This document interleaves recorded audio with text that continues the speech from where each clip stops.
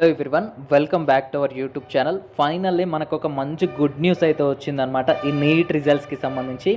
So NEET results announce చేసిన దగ్గర నుంచి స్టూడెంట్ కావచ్చు, పేరెంట్ కావచ్చు, యూట్యూబర్స్, ఇన్ఫ్లుయెన్సర్స్, టీచర్స్, ఫ్యాకల్టీ చాలా వరకు కూడాను వీలైనంత వరకు ఎంతమంది అయితే ఉన్నారో అంతమంది కూడాను ఈ నీట్ ఎగ్జామ్ పైన ఎన్టీఏ వాళ్ళు క్లారిటీ ఇవ్వాలి అని చెప్పి ఫైట్ చేస్తూ ఉన్నారు.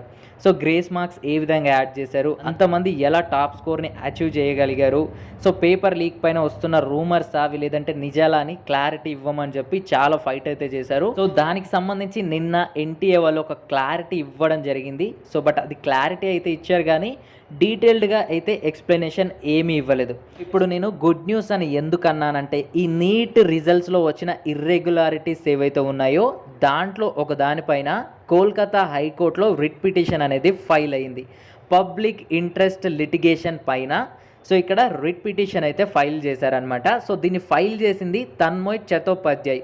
సో వారైతే దీనిపైన పిటిషన్ అయితే ఫైల్ చేశారు. దీనిపైన హైకోర్టు అయితే స్టే ఇచ్చిందనమాట, కోల్కతా హైకోర్టు. సో ఏముంది ఈ రిట్ పిటిషన్, ఏమని ఫైల్ చేశారు, దానికి ఆర్డర్ ఏమని వచ్చింది అనేది ఈ వీడియోలో డీటెయిల్గా ఎక్స్ప్లెయిన్ చేస్తాను. సో ఎండ్ వరకు చూడండి. సో ఇక్కడ కానీ చూసుకుంటే ఈ పబ్లిక్ ఇంట్రెస్ట్ లిటిగేషన్లో పిటిషన్ ఎవరైతే ఉన్నారో వాళ్ళు నీట్ ఎగ్జామినేషన్లో వచ్చిన ఇర్రెగ్యులారిటీస్ పైన కంప్లైంట్ అనేది ఫైల్ చేశారు.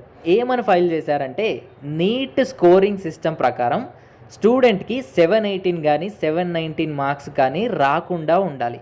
ఎందుకంటే ఈ స్కోరింగ్ సిస్టమ్ ప్రకారం అలా వచ్చే అవకాశం అయితే లేదు. సో ఇలా 718, 719 మార్క్స్ కొంతమంది స్టూడెంట్స్కి రావడానికి రీజన్ ఏంటి అంటే నేషనల్ టెస్టింగ్ ఏజెన్సీ వాళ్ళు ఎవరైతే ఉన్నారో వాళ్ళు సుప్రీంకోర్టు 2018లో ఇచ్చిన ఒక జడ్జిమెంట్ని తీసుకొని ఆ రిఫరెన్స్ ప్రకారమే వీళ్ళకి 718, 719 మార్క్స్ అయితే అలాట్ చేశారు. సో ఈ 718, 719 మార్క్స్ ఏవైతే ఉన్నాయో వీటిని అలాట్ చేయడానికి ప్రాపర్ అఫిడవిట్ లేకుండా ఇవ్వడం సరైనది కాదు అని అయితే దీంట్లో మెన్షన్ చేశారు. పిటిషన్ ప్రకారం ఆర్డర్స్ ఏమని వచ్చాయి అంటే నెక్స్ట్ 10 డేస్లోగా ఎవరైతే ఉన్నారో అంటే నేషనల్ టెస్టింగ్ ఏజెన్సీ వాళ్ళు ఎవరైతే ఉన్నారో వాళ్ళు ప్రాపర్ అఫిడవిట్ అనేది సబ్మిట్ చేయాల్సిందిగా కోర్ట్ అయితే ఆర్డర్ చేసిందనమాట. అదేవిధంగా ఆ అఫిడవిట్లో ఏం డిస్క్లోజ్ చేయాలి అంటే ఏం ఇంక్లూడ్ చేయాలి అంటే సో మెరిట్ లిస్ట్ ప్రిపరేషన్ చేసే దాంట్లో state reservation policy, central reservation policy ఏ విధంగా ఉంటుందనేది కూడా మెన్షన్ చేయమని చెప్పారు.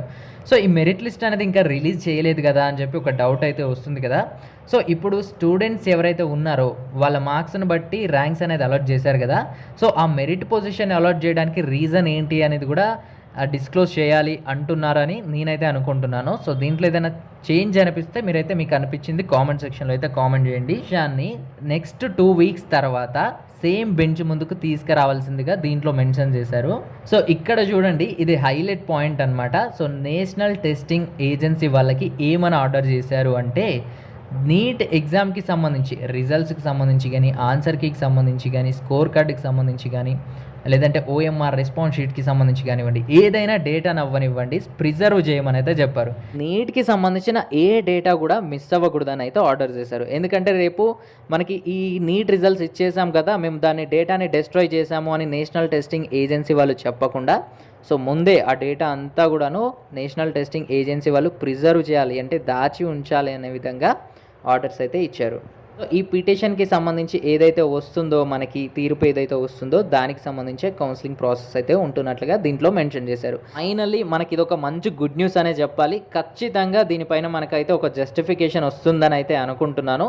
సో మీరు ఇంకా ఏదైనా స్టూడెంట్స్ కావచ్చు, పేరెంట్స్ కావచ్చు, మీరు ఏదైనా ఇష్యూస్ ఫేస్ చేశారా, దేనిపైనైనా కంప్లైంట్ ఇవ్వాలి అనుకుంటున్నారా, అండ్ అదేవిధంగా వీళ్ళు ఇచ్చిన కంప్లైంట్ పైన మీ యొక్క ఒపీనియన్ ఏంటి అనేది కామెంట్ సెక్షన్లో తప్పకుండా కామెంట్ చేయండి.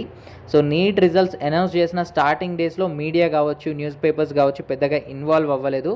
బట్ ఇప్పుడైతే ప్రతి ఒక్కరు కూడాను దీనిపైన ఫోకస్ చేస్తున్నారు. Media channels, social media, and అదేవిధంగా educational YouTube channels, non educational YouTube channels కూడా వీటి గురించి అయితే మాట్లాడుతున్నారు. కాబట్టి ఖచ్చితంగా దీనిపైన మనకు ఒక జస్టిఫికేషన్ వస్తుందని అనుకుంటున్నాను.